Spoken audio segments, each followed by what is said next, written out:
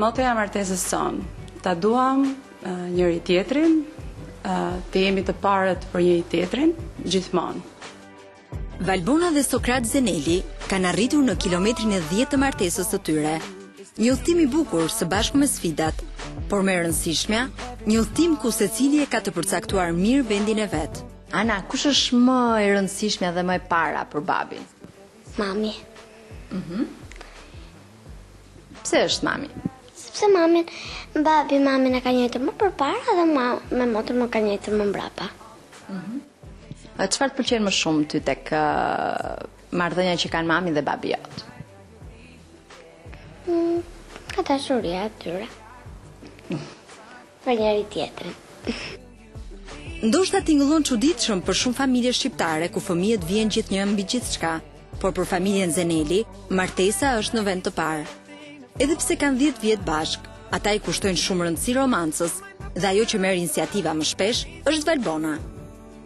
Letrat janë një mënyrë se si unë mund të shpreh dashurinë, edhe kam praktikuar shumë shpesh.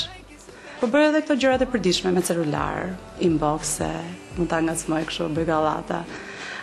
Kati është shumë person i humorit edhe në shtëpi, domethënë ai mund të më bëjë shumë përqeshur edhe në shtëpi, më pëlqen kjo gjë shumë prej tij.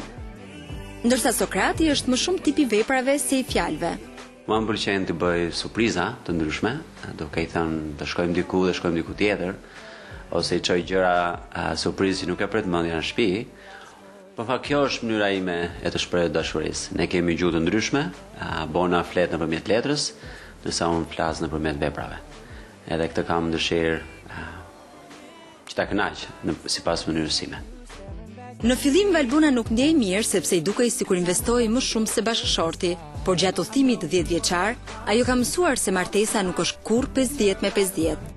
Madje për ta bërë akoma më të bukur zhvallancimin, shpesh në surpriza përfshin dhe fëmijët.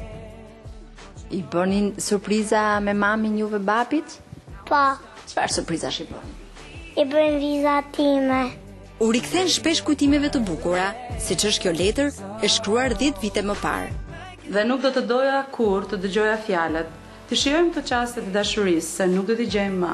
Jo, do të doja çdo çast, në çdo kohë, deri në vdekje, ta mbanim të gjallë dhe të re gjithmonë, si ditën e parë kur hodhëm themelet e para të saj.